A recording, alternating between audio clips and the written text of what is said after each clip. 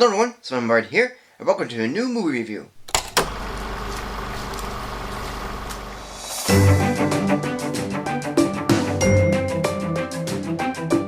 And I'm joined here by the one and only Muppet, Kermit. Hi everyone, it's so great to do this again. And we're here to go over another Muppet movie. It's one that I really liked as a kid, but nowadays it really isn't the same. Pardon? Yeah, it doesn't do much now that I'm older. But why would you say so? Well, I'll tell you. It is the Muppets' second take on a classic piece of literature, Muppet Treasure Island. The movie is based on the book Treasure Island by Robert Louis Stevenson, and is Disney's second take on adapting the story. Well, you have to admit that our version is the most memorable. Well, I'll get into that. Billy Bones had told a story of a buried treasure left by a pirate captain named Flint, and he was a part of it. But when receiving a black spot from an old blind pirate, resulting in a great scream from him, he tells Jim Hawkins, Gonzo, and Rizzo to take the treasure map he has and go find the treasure before pirates do. The three of them get a ship with the help of shipbuilder Trelawney's half-son, and they head out to sea with Captain Smollett and Admiral Arrow leading the voyage. Along the way, Jim befriends the ship's cook Long John Silver, and once the ship reaches the island, Silver reveals to be a pirate, and takes Jim, along with the other pirates, to the island to find the treasure. And while attempting to rescue Jim, Smollett meets Benjamina Gunn, who's his old girlfriend and becomes queen of the island. Now, even after the success of Muppet Christmas Carol, you think that their next one would be even better. But it's kind of mediocre. Oh, come on. What kind of problems can there be in something as big as this? Well, there's more than enough to go around. For one thing, the movie tends to lose focus from the story it's trying to tell. It's telling the story of Treasure Island, but it doesn't follow it enough. Now, I never read the book, but from what I heard and the changes made in this, it comes off as either boring, forgettable, or not leaving an impact. Yeah, some of the changes I can understand since it's a family film and such, but others feel off when compared to the original story. The reason Muppet Christmas Carol worked was because it kept focus on the original story, and had some narration to keep it going. And when it does go off focus, it's very brief and not as distracting. But here, when it does go off focus, it's more distracting. The moments the Muppets do their stuff overshadow the main story, and there's too much of it. It's like the original story was a bit boring, so the Muppets tried too hard to make it more entertaining than it needs to be. Okay, we do lose track from time to time, but that's how we are and how we work, and many of our moments are funny. When you're doing your own thing, yes, but for an adaptation, not so much. Some of them, whether you like them or not, just aren't funny and are mostly desperate. Like there are a couple of running jokes that really failed from the start. One is of the innkeeper somehow knowing what Jim, Gonzo, and Rizzo are doing, which has them saying, "How does she do that?" And the other, which is so overused and is the only joke Fozzie ever has, is that he has a guy named Mr. Bimbo living in his finger, and even takes advice from. It's pretty embarrassing even for a character who makes bad jokes. Well, Fozzie had more jokes than just that, but he was told to stick to using just one since we had so many things going on. But what about all the modern day stuff and references thrown in? Yeah, the movie's supposed to take place within like the 1700s, and there's stuff in this movie that won't be around for another 2 centuries. In particular with the rats having their vacation cruise. At least the jokes on the Muppet Christmas Carol were of the time period and were never out of place. Okay, I see your point! Is there anything that you like in it? Actually, there are. And there are a lot of them. As much as some of the jokes aren't funny and somewhat forced, the rest of them are decent enough. One or two of the modern references gave me a laugh. The slapstick, when done right, is good. A few of the lines are funny, and some of the moments are fun. My favorite is the roll call scene and how each of the new characters are introduced, and even some pointless ones which are pretty funny and get good reactions. The build-up to some things are fun and pay off well. With Kermit, he's described as a raging volcano, but is mostly very easygoing and not really mad. Except for one scene where he bursts out in anger, but that's really it. Well, I had a lot going on with this film, and I did my own stunts. Though having to hold on to Piggy mostly broke my arms and back. And that tattoo I had on was only temporary since I really didn't want to have a real one. Speaking of Piggy, the build-up to her is amazing.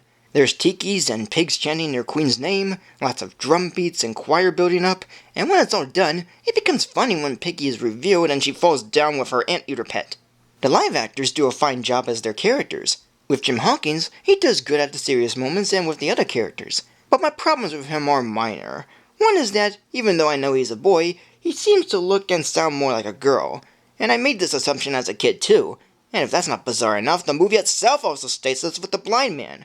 Come on, his hair is girlish and so is his voice. Maybe that's just how I perceived it as a kid, not knowing that he's British. Okay, don't try to take it too far. Well, sorry, but I just didn't know. The other problem I have with him is his singing. Again, sounding girlish. More to nursery. Okay, I'll drop it.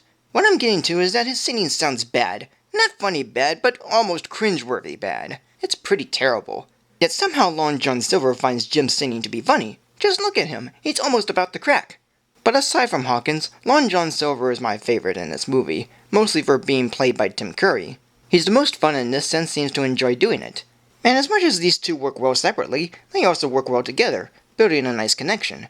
But the biggest highlight of the film are the songs by Barry Mann and Cynthia Weil. While Hans Zimmer's music is pretty epic in some points, the songs are pretty fun. Yeah, of course, most of the lyrics for them aren't memorable, but most of them are pretty catchy and also enjoyable. And it does make you wonder what else these two have worked on together. Boy, then they have a lot going for them. You're telling me. And the live actors, as well as the Muppet performers, did a nice job.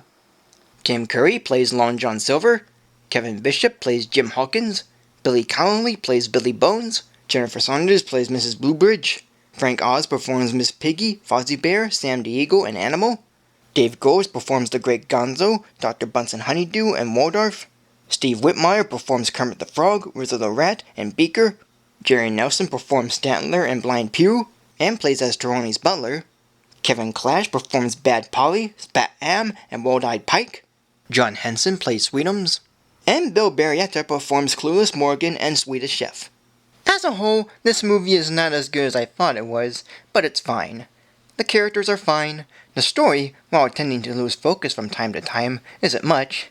The effects are good enough, and the songs are fun, though with maybe forgettable lyrics.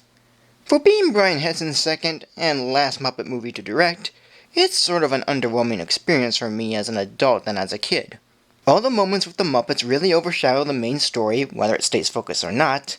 It becomes forgettable from time to time, though not so much, and some of the jokes are not funny. But being a Muppet fan and enjoying the moments they partake in, the scenes with Tim Curry and Kevin Bishop, even when together, and most of the songs do get me into it when it does. Yet overall, it's not as strong or charming as the Christmas Carol one, but it's a passable movie with many decent moments and a likable feel. So today, this movie we get a rating of 2.5 plus stars. So, you're saying it's not one of our best works? Well, nobody's perfect, and this isn't a total loss. It's just okay. Am I the only one who likes our work too much? So thank you for joining me. Like, comment, subscribe, follow me on Facebook or Twitter, support me on Patreon, and tune in next week for a new video. And now I'd like to thank Kermit for joining me. What? Oh, yeah, thank you for having me. Now I gotta see who else likes this movie as much as I do. You know everyone's opinion isn't gonna be the same, right? Yep, time for another movie I saw in theaters, so here it is and I hope you enjoy it. Once again, it's another review of a movie I saw in theaters, and despite all the negativity it's got, I actually happened to have a good time with it. And it's called The Dark Tower, based on the novels by Stephen King.